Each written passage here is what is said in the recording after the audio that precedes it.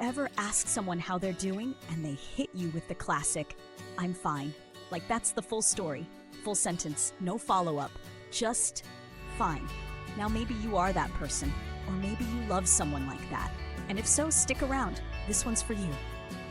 Today we're talking about avoidant attachment, what it is, what it's not, how it shows up in everyday relationships, and why it might just be emotional muscle memory, not your personality. Let me tell you a quick story. A couple sits down for dinner. Long day. Maya says, "Babe, I had the worst day. My boss yelled at me, I'm overwhelmed, and I just need to talk."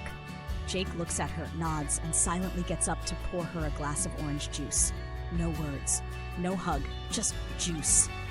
She's confused, hurt. He thinks he's helping. She wanted connection. He gave her citrus. Jake's not mean. He's not broken. He's not emotionally bankrupt. He's probably avoidantly attached, which means emotional closeness makes him nervous. Not because he doesn't care, but because he never really learned how to show it.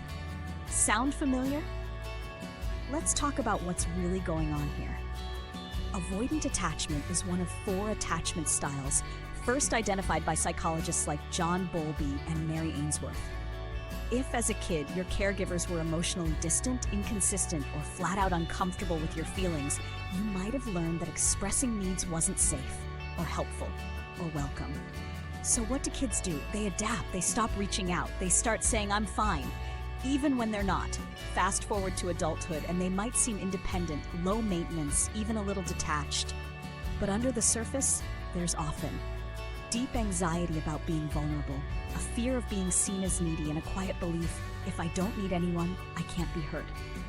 Avoidant attachment isn't about coldness, it's about protection. It's like wearing emotional armor you forgot you were wearing.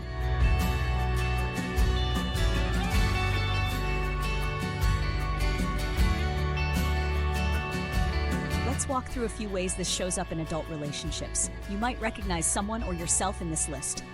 Behavior 1, the "I'm fine" reflex. 2 words, 0 vulnerability. It's not dishonesty, it's survival shorthand.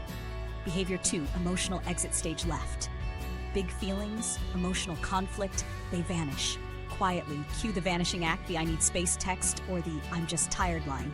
Behavior 3, self-sufficiency to the extreme. They do everything themselves, not because it's fun, but because needing others feels risky. Too many "you're fines" growing up will do that to a person. Behavior 4, brick wall boundaries. Yes, boundaries are healthy, but avoidant folks often use them like a moat around a castle. No one in, no one out. Just good vibes and emotional lockdown. Behavior 5, affection without depth.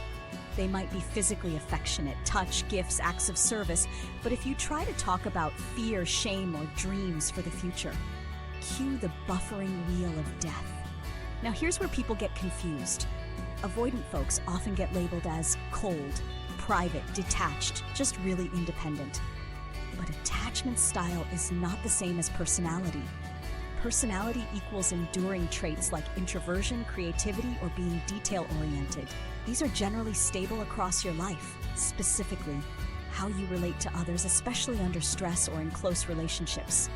It's not about how friendly or outgoing you are at a party. It's about how you feel when someone says, "Hey, can we talk about us?" Avoidantly attached people often appear calm, logical, and low drama. They don't cry in public, they don't melt down in conflict, they don't overreact. But here's the truth. They're not unbothered, they're unprocessed. That's why when things get tough, they don't fall apart. They disappear. They might ghost, shut down, end a relationship out of the blue. Not because they don't care, but because staying close feels unsafe. Yes. 100% yes.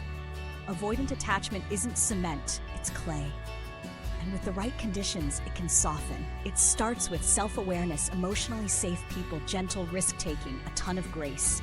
Change doesn't mean becoming someone else. It means becoming more of who you are without all the protective armor. Start naming your feelings, even if just to yourself.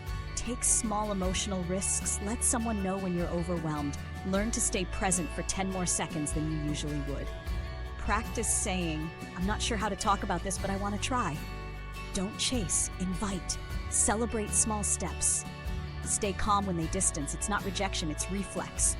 Create emotional safety with consistency, not pressure. Avoidants don't need fixing. They need patience. And honestly, don't we all? If no one's ever said it to you before, hear it now. You didn't fail at relationships. You didn't mess up by becoming avoidant.